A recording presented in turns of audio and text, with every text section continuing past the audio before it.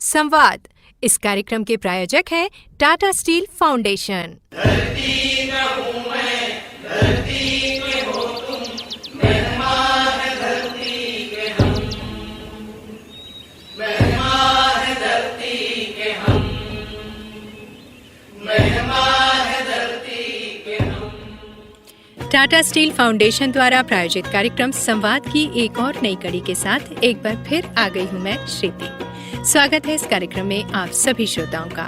आज हम आपको मिलवाएंगे फिल्म निर्देशक रविराज मुर्मू जी से। तो आइए सुने फिल्म निर्देशक रविराज मुर्मू जी से वरिष्ठ मीडिया कर्मी संजय प्रसाद की बातचीत। रविराज मुर्मू जी, आज कार्यक्रम संवाद में आपका बहुत बहुत स्वागत है। जोहार। बहुत बहुत शुक्रिया और आपको भी जोहार। आप एक फिल्म निर्देशक हैं, तो निर्देशक के रूप में, फिल्म डायरेक्टर के रूप में आप संवाद से कब जुड़े और 10 वर्ष जो गुजरा इस दौरान आपने क्या कुछ सीखा, गेन किया, या फिर आपने संवाद के माध्यम से लोगों को क्या कुछ दिया, तो इसके विषय पे हमारे श्रोताओं के साथ अपने विचार साझा कीजिए। ओके। हालांकि संवाद से पहले टाटा स्टील के साथ मेरा जुड़ा हुआ था। जब मैं क्लास 6 में था तो उस वक्त टाटा फाउंडेशन जो था वो TCS करके होता था। अच्छा। तो उस वक्त मुझे ज्योति फेलोशिप मिलता था 6 से 10 तक। तो तब से टाटा स्टील फाउंडेशन फैमिली से मैं जुड़ा हुआ। और जब जमशेदपुर आया तो बहुत सारी चीज़ें एक्सप्लोर कर रहा था। और छोटे गांव से एक प्रॉब्लम क्या होता है ना सर, हमें पता नहीं होता कि हमें करना क्या है। बिल्कुल। तो हम इंजीनियरिंग भी करना चाहते हैं, डॉक्टर भी बनना चाहते, तो उस चक्कर में बायो भी है, मैथ भी है 12th में। और मज़ेदार किस्सा ये होता है कि हम 12th में फेल हो जाते हैं। तो उस वक्त थोड़ा सा सोचने का वक्त मिलता है कि आपको किस तरफ क्या करना है। क्योंकि फिर उसी दरमियान में ट्राई कर रहा था कि कुछ तो नया करूँगा मैं। और जब मैं 10th में था तो मैं रेडियो बहुत सुनता था सर। अच्छा। तो रेडियो के जरिए ना मैं बहुत ट्राई कर रहा था कि आरजे बनूं, ये हो वो हो। तो मैंने फिगर आउट किया कि मास कम्युनिकेशन करके एक चीज़ होता है, मास मीडिया। तो जब मास कम्युनिकेशन में जुड़ा तो वहाँ धीरे धीरे वापस जो फिल्मों का सफ़र रहा है, अगर मैं सच कहूँ तो जो पहला स्टोरी टेलिंग का माध्यम है वो मेरे ग्रैंड पेरेंट्स हैं। मेरे दादा दादी से बचपन में काफ़ी फोक टेल सुनता था, परियों की कहानी, ये वो कहानी। जब थोड़ा बड़ा हुआ तो गांव में ना एक थिएटर ग्रुप हुआ करता था कंपटीशन में। तो 1-1 घंटे का थिएटर हुआ करता था और वो आप अलग अलग जगह पे जब प्रेजेंट करते तो प्राइज मिलते थे। तो वो देख के भी एक मोटिवेशन आता था। तो सारे चाचा लोग वगैरह भी करते थे, पापा एक टाइम पे किया करते थे। अच्छा।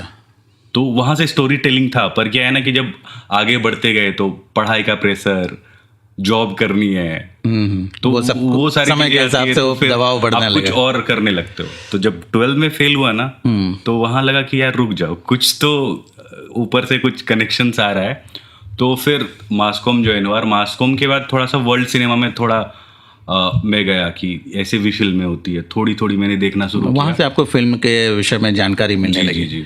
तो संवाद से कब जुड़े और संवाद के लिए आपने फिल्म कब बनाना आरंभ किया? सर संवाद से एक हमारे सर हैं, काफ़ी अच्छे मित्र हैं, कुमार गौरव सर। तो एक बार वो हमारे कॉलेज में ना फिल्म दिखाने आए थे, डॉक्यूमेंट्री फिल्म दिखा रहे थे। बिल्कुल। तो उस वक्त कुमार जी से कनेक्शन हुआ। जब संवाद शुरू हो रही थी तो उनके साथ काफ़ी इंटरेक्शन हो रहा था। और क्योंकि TSF के साथ बहुत माई सेकेंड फैमिली वाला काइंड है, मतलब घर के बाद दूसरा घर है। बिल्कुल। जब वो जर्नी स्टार्ट हुआ तो पैरेलली मुझे पता चला कि FTI पुणे करके भी एक जगह है। तो पैरेलली फिल्में बना रहा था मैं और साथ में FTI की तैयारी भी चल रही थी। तो संवाद का जो पहला फिल्म फेस्टिवल हुआ था 2016 में, उसमें मेरी फिल्म बेस्ट फिल्म थी उसमें। अरे वाह। हाँ। तो ये जो सफ़र है 10 साल का, संवाद 10 साल पूरा कर चुका है, तो इसमें तो अब ग्रेजुअली आगे बढ़े होंगे धीरे धीरे। तो जी। कोई सबसे अच्छा पल बताएं जो कि आपको हमेशा याद रहता है। सर 2-3 चीज़ें हैं। जब FTI पुणे ख़त्म किया, टाटा स्टील से जुड़ा था। जब भी आता था उस फैमिली के साथ टाटा स्कॉलर का एक ग्रुप है जहाँ पे हम लोग अलग अलग चीज़ों के बारे में बात करते हैं। और वो लोग जो नए बच्चे आना चाहते हैं उनको भी हम लोग प्रमोट करते हैं कि आप इनसे जुड़ो, आपको फ़ायदा होगा। तो जब FTI से निकलने के बाद मैं बॉम्बे गया, नेटफ्लिक्स और हॉटस्टार की सीरीज़ में काम कर रहा था एज एसोसिएट एडिटर। अच्छा। तो सर उसके बाद ना मैं एक बार लॉकडाउन के दौरान मैं गांव आ रहा था, और जब गांव आया ना तो मुझे मेरा गांव मिला नहीं, क्योंकि डेवलपमेंट इतने जोरों शोरों से चल रही थी। तो जो मेरा बस स्टैंड था ना वो फ्लाईओवर के नीचे चला गया, और मैं 4-5 किलोमीटर आगे मतलब चला आप गया। अपने गांव को भी नहीं पहचाना। तो उस वक्त मुझे रियलाइज हुआ कि यार चीज़ें बदल रही है, और कब तक मैं दूसरों की कहानी बताऊंगा। मतलब हमारी कहानी इतनी सारी है जो धीरे धीरे ख़त्म हो रही है। बिल्कुल। सो अभी सर मैं बॉम्बे में हूँ, पर अभी हर 6 महीने के अंतराल में 1-2 महीने के लिए इधर आता हूँ। यहाँ के छोटे छोटे फिल्में बनाने की कोशिश करता हूँ। यहाँ करीम सिटी में पढ़ा रहा हूँ कुछ बच्चों को कि वो फिल्म को लेके थोड़ा जागरूक हों, और चाहता हूँ कि यहाँ से मैक्सिमम लोग फिल्म स्कूल वगैरह जाएं। जो मतलब जो अनुभव आपने कमाया है, जो जी लिया है, उसको आप लोगों में बांट रहे हैं, और आप दूसरों को भी प्रमोट कर रहे हैं अपनी तरह, उनको भी आगे बढ़ाना चाहिए। बहुत अच्छी बात है, अच्छी सोच के साथ आप आगे बढ़ रहे हैं। आगे का क्या प्लान है? फ्यूचर प्लान क्या है संवाद के साथ जुड़ के? सर संवाद तो बहुत बड़े पैमाने में कर रही है, मतलब चीज़ें, मतलब ऑल ओवर इंडिया से जितने ट्राइब हैं सारे एक जगह इकट्ठा हो रहे हैं, और जो एक्सचेंज है ना, जो संवाद का मतलब है, आई थिंक दुनिया का सबसे बड़ा इन्फॉर्मेशन है वो। मतलब और ये रियलाइज जब मैं FTI में था सर, हम 28 स्टेट से आके मिलते थे, तो हम टीचर से जितना नहीं सीखते थे उतने अपने फेलो स्टूडेंट से सीखते हैं। बिल्कुल, ये बहुत बड़ी बात है कि अलग अलग राज्यों से लोग आते हैं, और उनका सब कुछ डिफरेंट होता है, खान पान, बोल चाल, और उनके परिवेश, उनके रिचुअल्स, और उन लोगों से मौका मिलता है जब मिलने का, तो नेचुरल है कि वो कुछ आपसे सीखेंगे, आप भी उनसे कुछ सीखेंगे।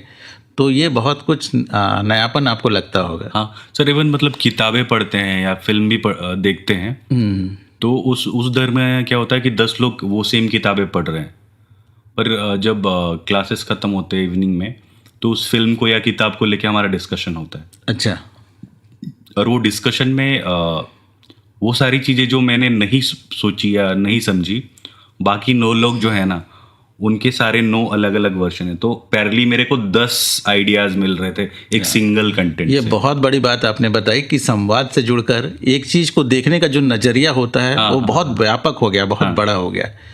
यहाँ की फिल्में, यहाँ के लैंग्वेज की फिल्मों को प्रमोट करना है। अच्छा। और अभी शॉर्ट फिल्म जो बना रहा हूँ वो नेशनल या इंटरनेशनल फेस्टिवल्स के लिए प्लान कर रहा हूँ।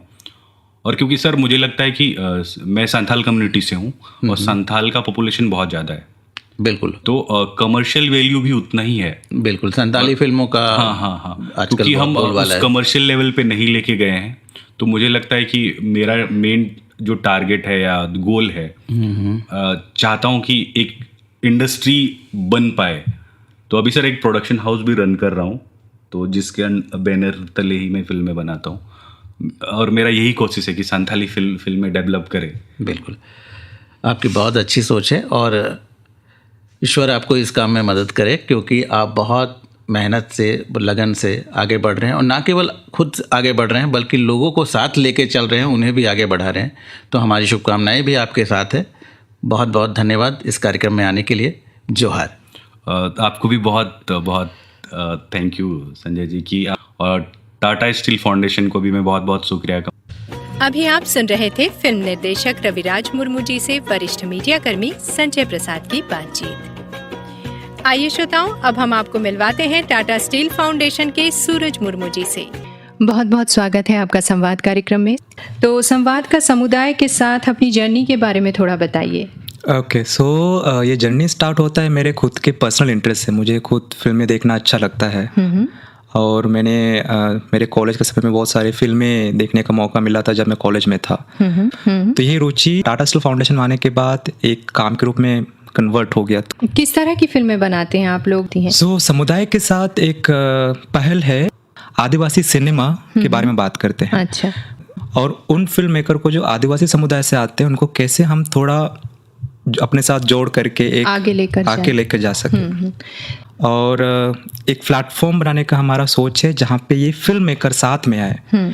अब जैसे संवाद के समय क्या होता है कि सारे आदिवासी समुदाय भारत भर से जमशेदपुर में आते हैं और एक महाजुटान करते हैं। हम वही सोचे कि क्या फिल्म मेकरों का भी एक ऐसा महाजुटान हो जहाँ पे वो आए और फिल्म में ये है।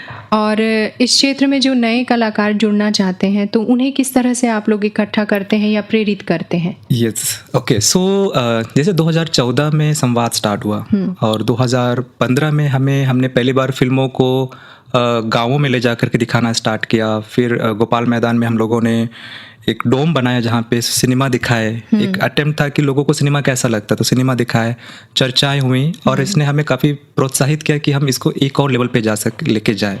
क्योंकि हम जब फिल्में दिखाते थे तो एक समय ऐसा भी आया कि हमारे पास फिल्मों की कमी होने लगी कि हमारे पास ज़्यादा फिल्में नहीं हैं। अच्छा। और ताज्जुब ये हुआ कि भारत में आदिवासियों के ऊपर या आदिवासियों के द्वारा बनाई हुई सिनेमा बहुत ज़्यादा नहीं है। तो ऐसे हम लोगों ने स्टार्ट किया, चलो कंपटीशन किया जाए ताकि थ्रू कंपटीशन प्रतियोगिता के माध्यम से सिनेमा लोग बनाए। अच्छा। और ये हमारे कलेक्शन में ऐड होता जाए और इन्हीं सिनेमा को मतलब गाँव में, स्कूलों में दिखा सके। जैसे जमशेदपुर में हमने लगभग सभी स्कूल में फिल्में दिखाए हैं और एक रियलाइजेशन हम लोग को मिला एज ए स्टाफ बोलिए या फिर एज ए फिल्म एंथुजियास्ट बोलिए या फिर एज ए आदिवासी बोलिए, हमें भी लगा कि सही में जमशेदपुर में आदिवासी सिनेमाओं को दिखाना बहुत ज़रूरी है। ये एक तरह से मोटिवेशन था आप लोगों के लिए? हाँ, एक तरह से मोटिवेशन था क्योंकि एक प्रिंसिपल का मुझे एक लाइन याद आता है, उन्होंने कहा था कि इन सिनेमा के माध्यम से हम जान रहे हैं कि हमारे पड़ोसी कौन हैं, बिल्कुल, अपने कल्चर के बारे में, अपने कल्चर के बारे में, आदिवासी जो कल्चर है उसके बारे में सिनेमा से इंसान जो विजुअल जो देखता है उससे बहुत कुछ सीखता है और याद रह जाता है कहीं ना कहीं। तो आदिवासी कल्चर जो है उसके बारे में आप लोग दिखाने की कोशिश करते हैं। और इसका किस तरह से डॉक्यूमेंटेशन किस तरह से कर रहे हैं आप? जो भी फिल्में जो बन रही हैं या मोटिवेशनल हो, डॉक्यूमेंट्री फिल्में हो, कमर्शियल हो, उनका डॉक्यूमेंटेशन के लिए आप लोग क्या कर रहे हैं? हम 2 तरीके से काम करते हैं। एक टाटा स्टील फाउंडेशन खुद फिल्म प्रोड्यूस करती है, हम खुद ही प्रोडक्शन करते हैं, जिसमें हमारे इन्हीं फिल्म मेकर के बीच में जो एक कहानियाँ लेकर के वो आते हैं जो हमें लगता है कि जिसके ऊपर फिल्म बननी चाहिए वो बनते हैं। दूसरा तरीका है जो हम लोग फिल्म बनाने को प्रोत्साहित करते हैं वो है थ्रू कंपटीशन में एक एंट्री करते हैं और जो विनर्स होते हैं, जो विजेता होते हैं, उनको कुछ अमाउंट मिलता है जिसको वो यूज़ कर सके अपने प्रोजेक्ट को करने के लिए। अगर उनका माइंड में, दिमाग में कोई प्रोजेक्ट है जिस पे फिल्म बनाना आगे जा करके, तो ये पैसे उनको उसमें काम आते हैं। तो ऐसे 2 माध्यम से हम लोग सिनेमा को बढ़ावा देते हैं। पर प्रयास वही रहता है कि जो सिनेमा है वो खुद फिल्म मेकर जो खुद ही इतना जानकार हो जाए कि वो खुद ही अपने लिए ढूंढे। टाटा स्टील फाउंडेशन प्रयास करता है कि अपना रोल कम से कम करे, समुदाय के साथ का प्रयास वही रहता है और हम लोग प्रयास करते कि वो खुद इतने नॉलेजेबल हो जाए कि अपने से ही अपना रास्ता बना पाए। अच्छा, तो ट्राइबल कॉन्क्लेव संवाद का लगभग 1 दशक पूरा हो चुका है, तो दूसरा दशक जो है उसके लिए भी आप लोगों ने काफ़ी सारी योजनाएं बनाकर रखी होंगी, उसके बारे में थोड़ा बताइए। इस वर्ष जैसे हम लोग संवाद में समुदाय के साथ जो है एक अलग ही विषयों पे हम लोग बात करने के बारे में सोच रहे हैं। पिछले 10 दशकों में हमने बात किया आदिवासियों का रिप्रेजेंटेशन कैसा होता है सिनेमा में, मेन स्ट्रीम सिनेमा में भी और जो हमारा पैरेलल सिनेमा है उसमें भी, वो रहा पूरा चर्चा का विषय।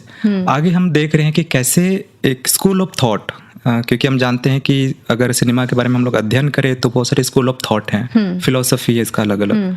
कुछ फिलोसफी मार्क्स के बारे में बात करते हैं, कुछ फिलोसफी बात करते हैं कि कैमरा का एंगल कैसा होना चाहिए, या फिर हम लोग शोर को कितना जगह देंगे अपने सिनेमा में, शोर होना चाहिए कि शून्यता होनी चाहिए, ये आता है।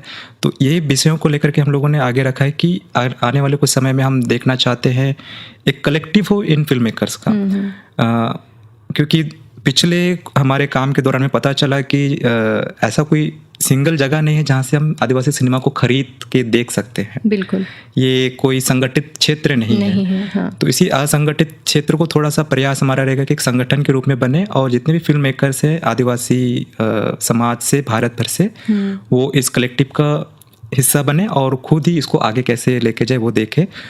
तो बहुत बहुत शुभकामनाएं हमारी ओर से। आपको भी बहुत बहुत धन्यवाद और जोहार। जोहार। अभी आप सुन रहे थे टाटा स्टील फाउंडेशन के सूरज मुर्मू जी से हमारी बातचीत। तो श्रोताओं, आप भी संवाद के इस जनजातीय महासम्मेलन का हिस्सा जरूर बने और हमारा ये कार्यक्रम भी सुनते रहें प्रतिदिन इसी चैनल पर इसी समय। आप अपने सुझाव और अपनी प्रतिक्रियाओं के लिए हमें मेल कर सकते हैं। हमारा मेल आईडी है radiofm390@gmail.com। तो फिर मिलने के वादे के साथ दीजिए इजाजत श्रुति को। नमस्कार, जोहार।